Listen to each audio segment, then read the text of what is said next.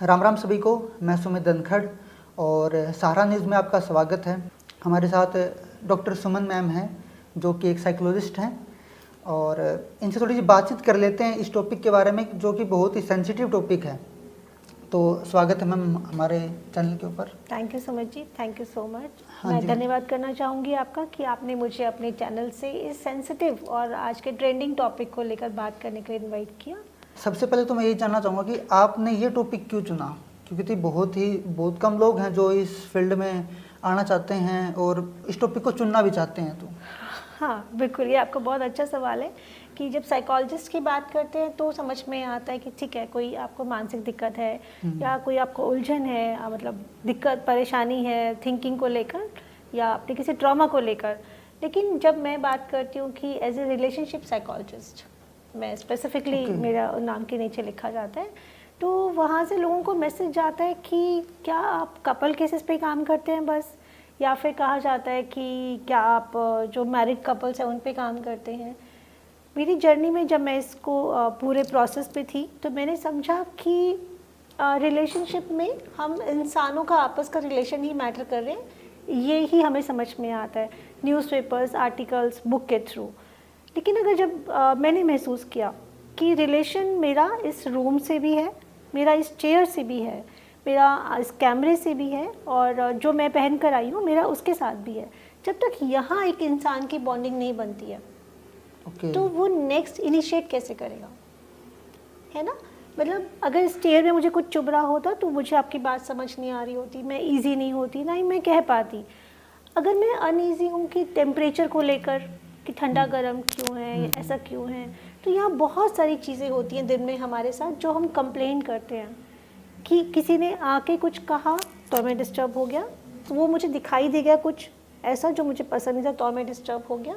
तो यहाँ से हमें देखना है कि हम जो ऐसे मैन्यूट क्रिएचर हैं, हमारा सराउंडिंग वेरी क्लोज लेयर, मतलब अगर मैं कहूँ वेरी क्लोज, एटलीस्ट मेरे खुद से जुड़ी हुई 7-8 लेयर है, फिर जाके कोई इंसान टकराएगा। इस फील्ड में आपके पास तो कैसे लोग आते हैं, कैसे लोग मतलब आपसे कनेक्ट करते हैं इस चीज़ से? मेरे ऑडियंस कौन होते हैं, हाँ मेरे क्लाइंट्स कौन होते हैं, है ना। देखिए नॉर्मली समझा जाता है कि लोग आपस में एक दूसरे की भावनाओं से दुखी हैं, ज़्यादा कनेक्ट होने से भी दुखी हैं और ना कनेक्ट होने से भी दुखी हैं।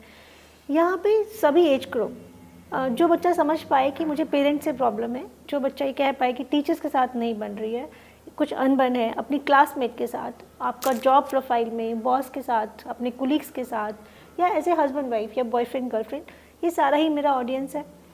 या एक सीनियर सिटीजन्स को जब लगता है कि बच्चे नहीं सुन रहे हैं या बात नहीं मान रही हैं।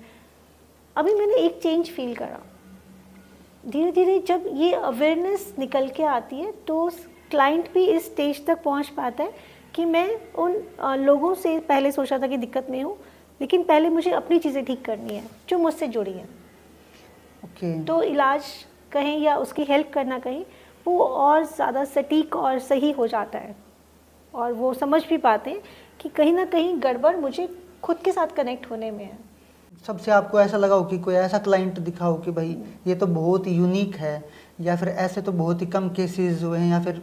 हाँ, ये एक अच्छा सवाल है जिसमें कि अगर हम बात करें कि नॉर्मली लगता है कि यार झगड़ा हो गया होगा हस्बैंड वाइफ का, हस्बैंड ने वाइफ की नहीं सुनी, वाइफ ने हस्बैंड की नहीं सुनी, है ना। हाँ, तो एक केस मेरे पास ऐसा है जिसमें कि वाइफ को लगा कि जो हस्बैंड ने शेयर किया है मुझे उसका काउंसलर बन के ही उसको हेल्प करनी है, जो बहुत बड़ा डिस्प्यूट का रीज़न था। हम कहें कि छोटी सी होता है ना कि डाउट से ही चीज़ें ख़राब हो जाएं, बहुत छोटी सी कि किसका फ़ोन है, कहाँ जा रहे हो, ये झूठ बोलने से ही रिश्ते ख़राब हो जाते हैं। वहाँ पे जब लगा मेरे उस क्लाइंट को, तो उसने अपने हस्बैंड को हेल्प करने के लिए मुझसे काउंसलिंग सीखी। तो उसके कुछ मंथ्स थे कि उसने खुद की हीलिंग करी और जब वो उससे निकल पाई तो उसने एज ए काउंसलर परफॉर्म किया अपने हस्बैंड के साथ। हम जब तक परेशान हैं तब तक ही हम एक अंधेरे में हैं, कोई चीज़ क्लियर नहीं है तो अंधेरा है, क्लियर होने के बाद आपको दुविधा नहीं होती है। तो मतलब आपने अभी तक जो ऐसी प्रॉब्लम्स जो देखी हैं वो ज़्यादातर किन लोगों में देखी हैं कि भाई कम उम्र के लोगों में, या फिर एज्ड भी ज़्यादा उनमें ये बीमारी है, या फिर मतलब क्या चीज़ है? मतलब लोग कहते हैं कि ये बीमारी नहीं है, मतलब बहुत नॉर्मल चीज़, खुद इंसान पागल है अगर साइकोलॉजी की बात कर रहा है तो। नहीं, ये देखिए ये चैलेंज भी है कि अगर कोई कहे कि आपको डॉक्टर के पास आप गए हो, अपने दोस्त को बताते हो कि आपने एक साइकोलॉजिस्ट को दिखाया, तो जनरली दोस्त ही मजाक उड़ाते हैं कि भाई तुझे क्या, तो दिमाग से मतलब कुछ गड़बड़ है। लेकिन यहाँ पे एक बात समझिए, अब वो समय आ गया है जबकि गाड़ी ख़राब होने के बाद रिपेयर पे जाती है, और गाड़ी जब आपको ठीक चलानी है, ठीक रखनी है, ख़राब होने से पहले तो आप उसकी सर्विस कराते हो। तो मैं कहती हूँ अपनी सर्विसेज कराते रहना साइकोलॉजिस्ट के विजिट जैसा है, कोई दिक्कत नहीं है। मेरे पास बहुत सारे केस आते हैं कि मैम शादी प्लान हो रही है, घर वाले शादी करना चाहते हैं, बट मेरे में ये उलझने हैं, मैं कैसे रखूँगा, कैसे रहूँगा, मेरी ये हैबिट्स हैं, क्या होता है, तो मुझे उसके बारे में सीखना और समझना है। पहले ये रोल हमारे घर के बड़े करते थे, फैमिली मेम्बर्स करते थे, चाचा बुआ ताई जी, या करते थे आपके यार दोस्त करते थे, लेकिन अभी ऐसा सिनेरियो रहा नहीं।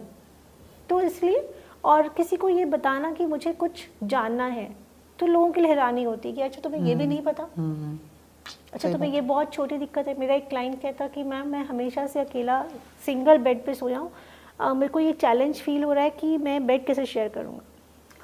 अब देखिए कितनी छोटी सी बात है, लेकिन उसके लिए बहुत बड़ी है। सही बात है ना, उसके लिए अपना चैलेंज है वो पूरा। तो रिलेशनशिप में लोगों को लगता है हमेशा से कि दो लोगों के बीच की उलझन है तभी प्रॉब्लम है।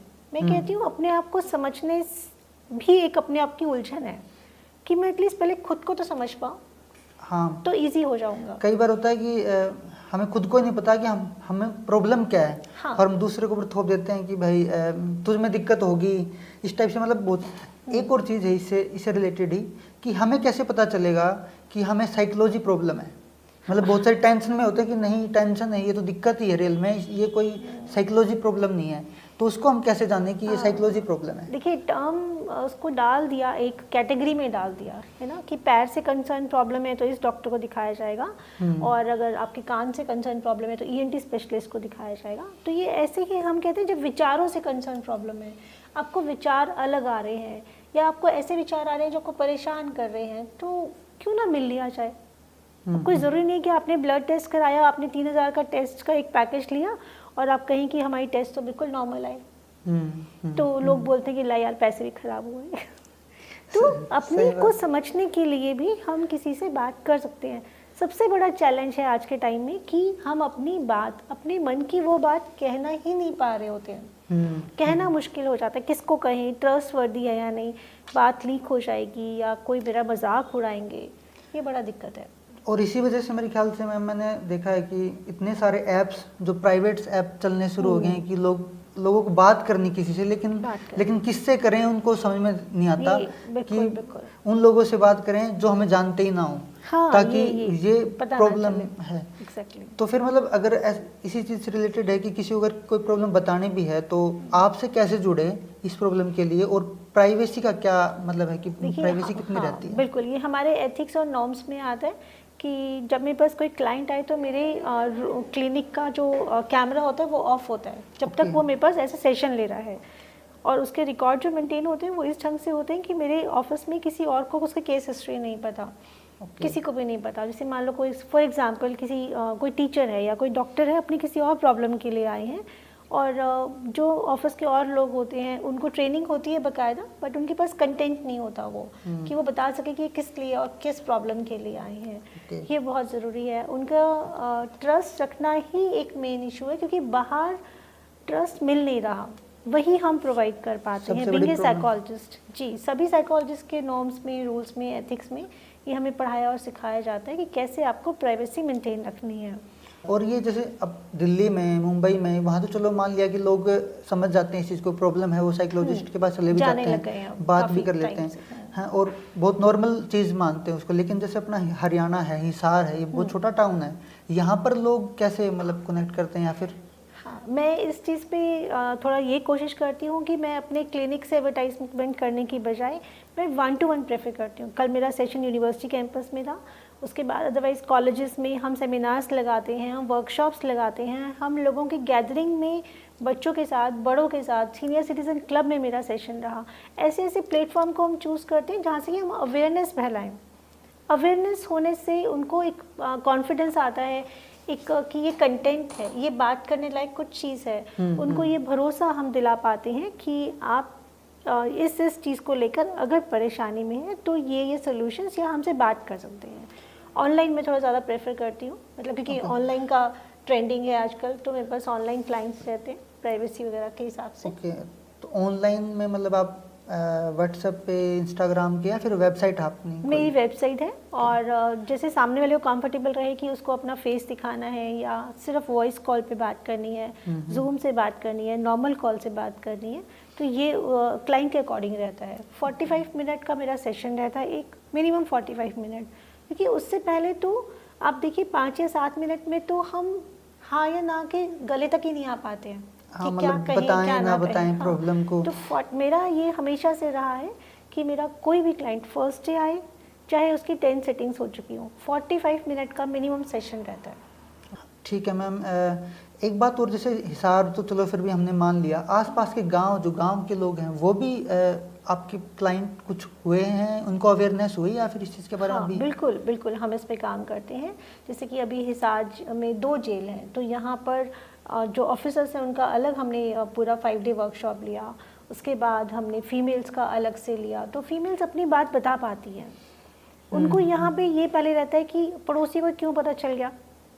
हम यहाँ से शुरू करते हैं कि हम अवेयरनेस दें, हम उनको बताएं कि ये चीज़ें आपको ऐसे ऐसे दुखी करती हैं और ये चीज़ें हमें लग रहा है कि बहुत बड़ी हैं, तो जिन पे कि थोड़ा सा काम करने से वो ठीक हो जाती है और आपके रिश्ते बहुत बेहतर होते हैं, आपके पड़ोसी से, आपकी फैमिली में, हस्बैंड से, तो फिर वो बाद में कनेक्ट करते हैं। अवेयरनेस का हम मैक्सिमम रीच करने की कोशिश कर रहे हैं।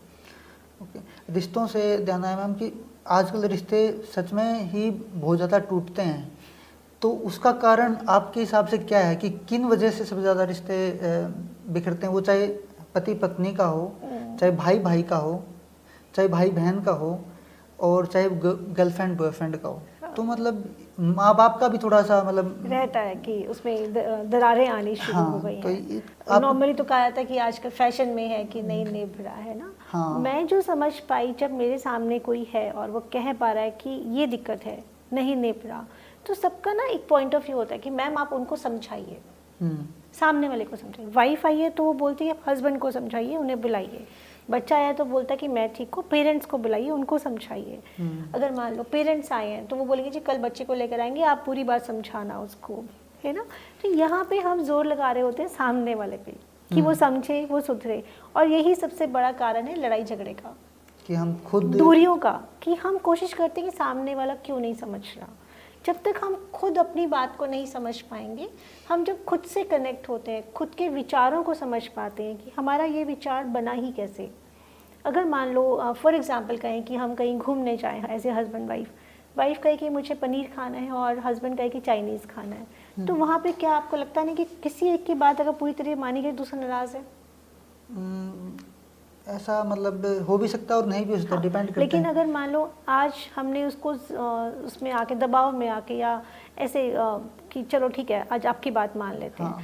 ये छोटी छोटी चीज़ें ना कि क्या मैं खुद को राज़ी कर रही हूँ या सामने वाले को, मैं खुद को समझा रही हूँ या सामने वाले को, मैं सामने वाले के लिए उसकी चॉइस को प्रेफर कर रही हूँ या खुद को खुश रखने के लिए उसकी चॉइस को प्रेफर कर रही हूँ। मैं आपको खुश रखने के लिए भी तो मैं आपकी बात मान सकती हूँ, नहीं, जबकि मैं खुद को खुश रखने के लिए आपकी बात मानूं तो ये ज़्यादा ठीक है ना।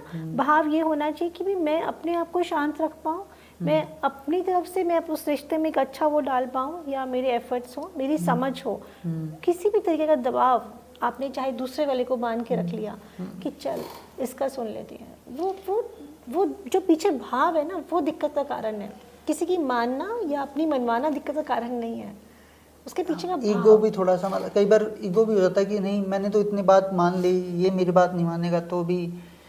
देखिए ये तो मैं कहती हूँ 4th 5th लेयरिंग पे आता है। फर्स्ट तो यही हमें समझना है कि हमारी चॉइस क्या है। अगर मुझे बहुत ज़्यादा अपने मतलब साथ वाले से प्यार है, जीवन साथी से है, तो ऐसा लगेगा ना कि मैं खुद को इतना उसके साथ खुशी महसूस कर रही हूँ, या मैं अपना आपको लकी महसूस कर रही हूँ, या मैं उसको प्यार देना चाहती हूँ, तो उसके लिए प्यार मुझे खुद से शुरू करना पड़ेगा कि मैं खुद को करूँगी कि वो मेरे साथ है, खुद को प्रेज़ करना। ओके, ठीक है। और मतलब जैसे ये तो चलो फैमिली है पति पत्नी है तो उनके बीच में कैसे, लेकिन गर्लफ्रेंड बॉयफ्रेंड है जैसे, इसमें भी बहुत ज़्यादा चीज़ें आजकल होती हैं, वो दूर दूर भी रहते हैं फिर भी मतलब उनके रिलेशनशिप में मान लो ये चीज़ें मतलब बहुत सारी होती हैं, तो उसमें क्या कारण, मतलब आपके अगर पास कोई केस आया किसी भी रिश्ते की बात करें ना हम, मतलब इसको एक कलेक्टिव सा सोचते हैं, किसी भी दो लोगों की बात करें, आप हमेशा देखिए कि आपके अंदर जो विचार बन रहे हैं उसको लेकर, खुद को लेकर, उनका ग्राउंड क्या है ना।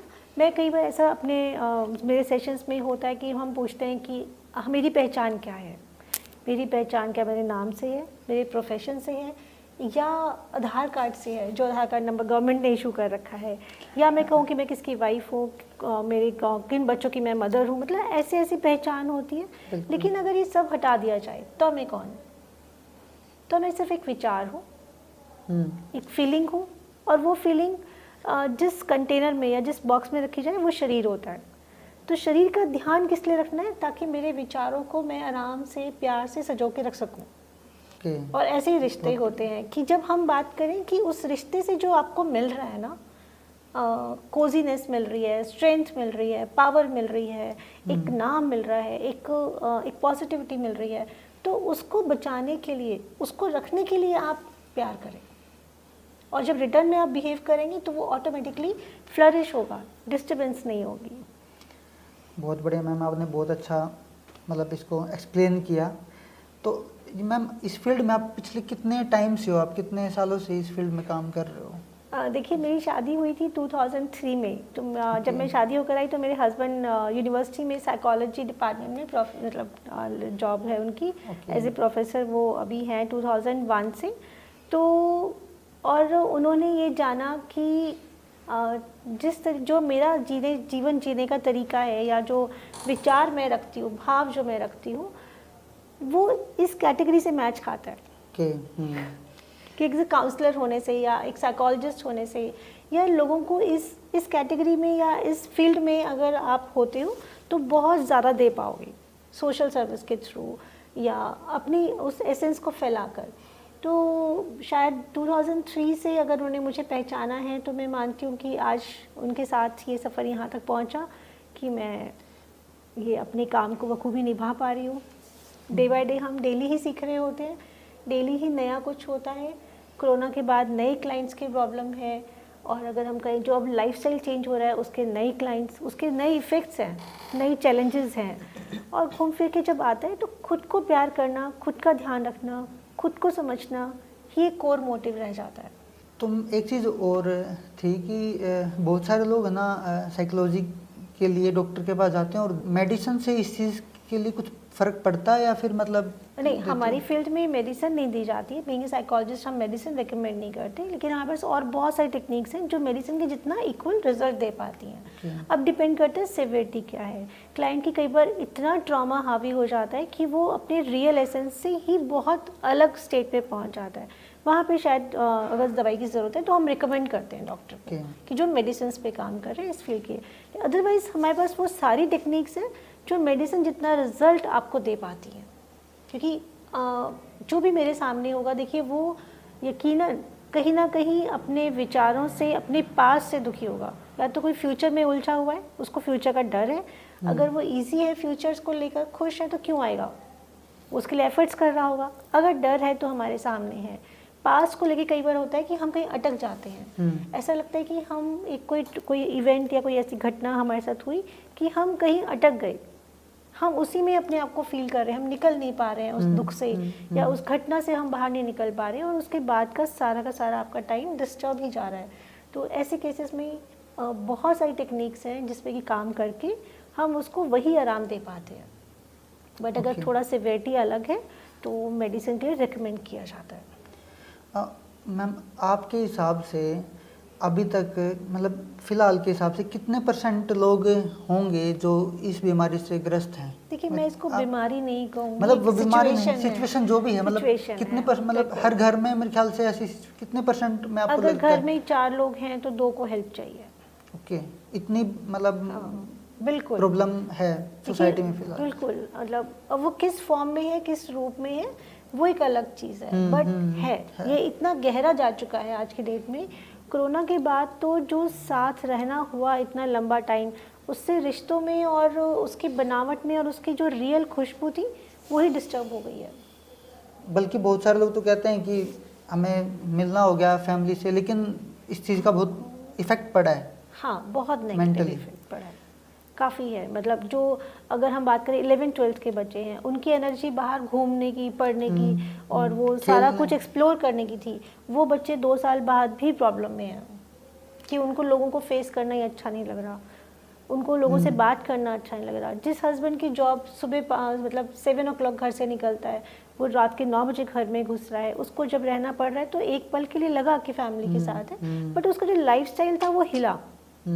फाइनेंशियल क्राइसिस जो आए हैं, और जो एक होता है ना कि घर जेल लगने लग जाए, कुछ घरों में, मैं सब में नहीं कहूँगी, कुछ घरों में ऐसा हुआ, क्योंकि ये एक एक्सट्रीम हो गया था ना कि बिल्कुल ही बंद करना पड़ रहा है। जिनके घर में सिर्फ 2 कमरे हैं, सोचिए उनकी क्या हालत है वो। और किसी भी एज ग्रुप के बच्चों की अगर आप बात करें, जो बच्चे हैं उनको बाहर जाना, बाहर निकलना, खुली हवा में घूमना, लोगों से मिलना, वो उनके लिए बहुत ज़रूरी था। अब वही स्टक हो गया।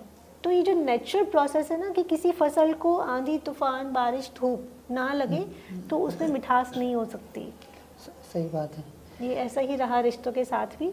वो जो खटपट थी, आंधी तूफान था, वो खत्म हो गया। हाँ, या ज़्यादा हो गया। हाँ, ज़्यादा हो गया। इतना हो गया कि फसल को नुकसान हो गया। मतलब 50% एक तरीके से आप कह रहे हो कि नहीं, देखिए हर घर में 2, अगर मान लो एक मरीज है किसी भी चीज़ का, चाहे मेरे को पैर में चोट लगी है और मैं बेड पे हूँ, तो मेरे घर के 3 बाकी मेंबर्स भी डिस्टर्ब होते हैं और मेंटल हेल्थ इतना डीप तक चली जाती है, तब उसका असर दिखाई देता है। उससे पहले नहीं दिखाई देता। उसका असर दिखाई देता है उससे पहले वो काफ़ी कुछ एक इनिशियल स्टेज क्रॉस कर चुकी है।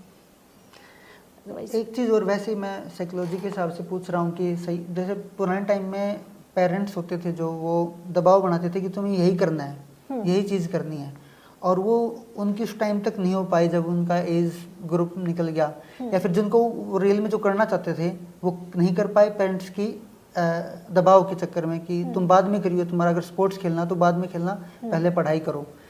तो उनकी एक मेंटली डिस्टर्बेंस होगी उसमें। मतलब अगर आप ऐसा कोई केस आए हैं तो थोड़ा सा। देखिए, आपने एक शब्द बोला कि पहले के ज़माने में, है ना, बहुत फ़र्क आ गया। पहले का जो टाइम था उसमें अलग है और अभी अलग हो गया सराउंडिंग। अगर अब के इसमें पेरेंट्स कहते हैं तो दबाव में आके तो हम कुछ भी नहीं करा पाते, है ना।